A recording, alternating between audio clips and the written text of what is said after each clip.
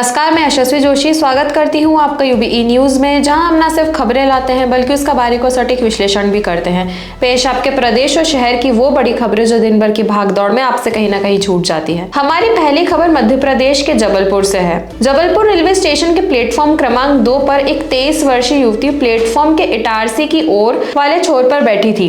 इस युवती के पास एक सूटकेस भी था, जिसे देखकर ये लग रहा था कि ये कोई यात्री है। प्लेटफॉर्म क्रमांक 2 पर ड्यूटी पर तैनात जीआरपी के पुलिस कर्मियों को इस युवती पर कुछ शक हुआ, जिसके बाद उन्होंने इससे पूछताछ की। जब उसका सूटकेस चेक किया गया तो उसके अंदर से 13 पैकेटों में 2,60,000 रुपए कीमत का कुल 13 किलो 600 ग्राम गांजा पाया गया। जीआरपी थाना पुलिस के द्वारा चंचल शर्मा पर धारा 820 एनडीपीएस एक्ट के तहत मामला दर्ज कर कार्रवाई की जा रही है। इस मामले की प्रारंभिक पूछताछ में युवती के द्वारा पुलिस को बताया गया कि वहां पर वो किसी व्यक्ति को ये गांजा सप्लाई करती थी, जिसके एवज में उसे एक रकम मिलती थी। हालांकि पुलिस इस मामले में अभी तफ्तीश कर रही है। हमारी अगली खबर है भोपाल से। राजधानी में डेंगू के मामले में हाल ही में काफी वृद्धि हुई है। मौसम की अनुकूल स्थिति खासकर बारिश और नमी मच्छरों के प्रजनन के लिए अनुकूल है। जिला मलेरिया कार्यालय के अनुसार इस साल कुल 101 डेंगू के मामले रिपोर्ट किए गए हैं, जिनमें से लगभग आधे जुलाई में ही सामने आए हैं। ये वृद्धि चिंताजनक है और इसके लिए विशेष सावधानियों की आवश्यकता है। डेंगू के मामले विभिन्न क्षेत्रों में फैले हुए हैं, जिनमें टीला, जमालपुरा, गांधीनगर, साकेत नगर, बरखेड़ा, पठानी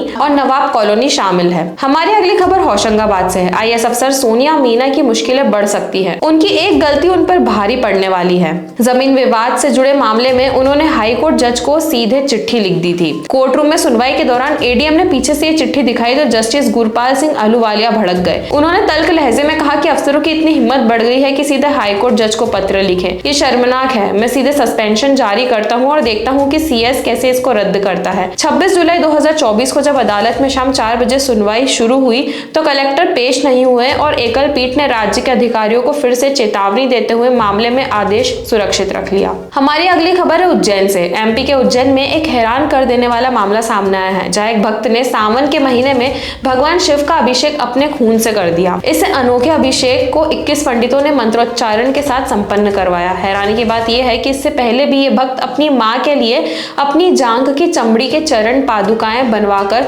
सुर्खियों में आ चुका है। तस्वीरें सामने आने के बाद महाकाल मंदिर के पुजारी भड़क गए हैं। मीडिया से बात करते हुए महाकाल मंदिर के पुजारी लोकेंद्र व्यास ने कहा है कि वैदिक परंपराओं के अनुसार भगवान शिव का अभिषेक सिर्फ दूध, दही, घी जैसी सात्विक चीजों से ही किया जाता है।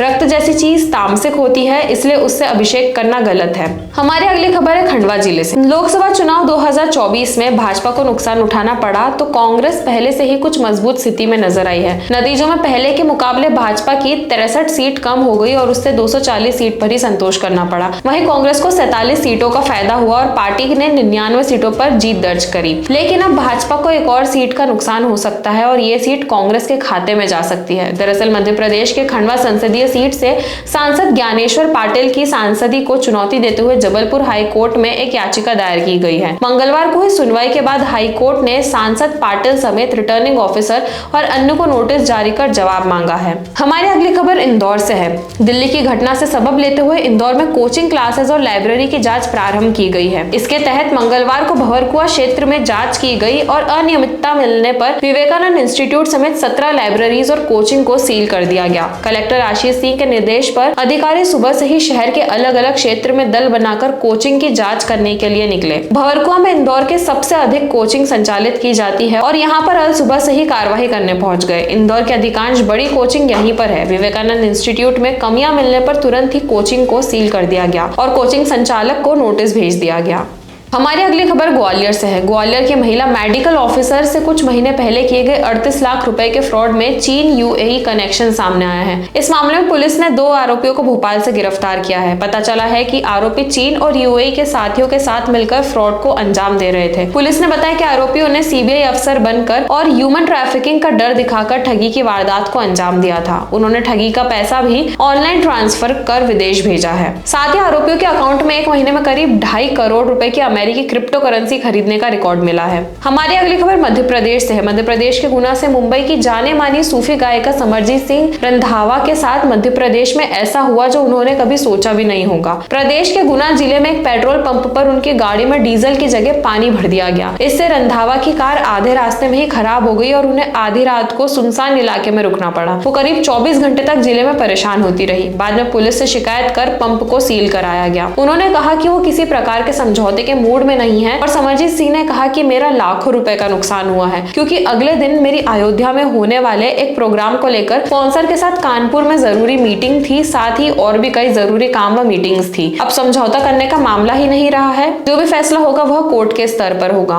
हमारी अगली खबर है मध्य प्रदेश के जबलपुर से। मध्य प्रदेश के जबलपुर में एक तरफा प्यार की सन की आशिक ने ऐसी खौफनाक वारदात को अंजाम दिया जिसे देखकर हर कोई हैरान है। महिला ने उससे शादी करने से इनकार कर दिया तो सन की आशिक ने उसे सरेआम पेट्रोल डालकर जिंदा जलाकर मार डालने की कोशिश की। इसमें वह खुद भी बुरी तरह झुलस गया। फिलहाल दोनों का अस्पताल में इलाज चल रहा है। दिल दहला देने वाली ये वारदात घटना स्थल पर लगे सीसीटीवी कैमरे में भी कैद हुई है। नरेंद्र पंजाबी नाम का युवक 40 साल की शादीशुदा महिला से शादी करने की जिद कर रहा था, लेकिन महिला ने उसके प्रपोजल को ठुकरा दिया। बताया जा रहा है कि महिला के 3 बच्चे हैं। परिजनों ने बताया कि इसकी शिकायत थाने में भी कई बार की गई, लेकिन पुलिस द्वारा कोई कार्रवाई नहीं की गई। इससे युवक के हौसले बुलंद हो गए और उसने इस वारदात को अंजाम दे डाला। फिलहाल पुलिस मामले की जांच कर रही है। हमारी अगली खबर मध्य प्रदेश से। मौसम विभाग ने 48 घंटे बाद मध्य प्रदेश में भारी बारिश की चेतावनी दी है। मौसम विभाग ने सीहोर, विदिशा और रायसेन में बारिश को लेकर ऑरेंज अलर्ट जारी किया है, जबकि भिंड सहित अन्य जिलों में भारी बारिश का अलर्ट जारी किया गया है। मौसम विभाग की चेतावनी के बाद प्रशासन ने भी भिंड जिले के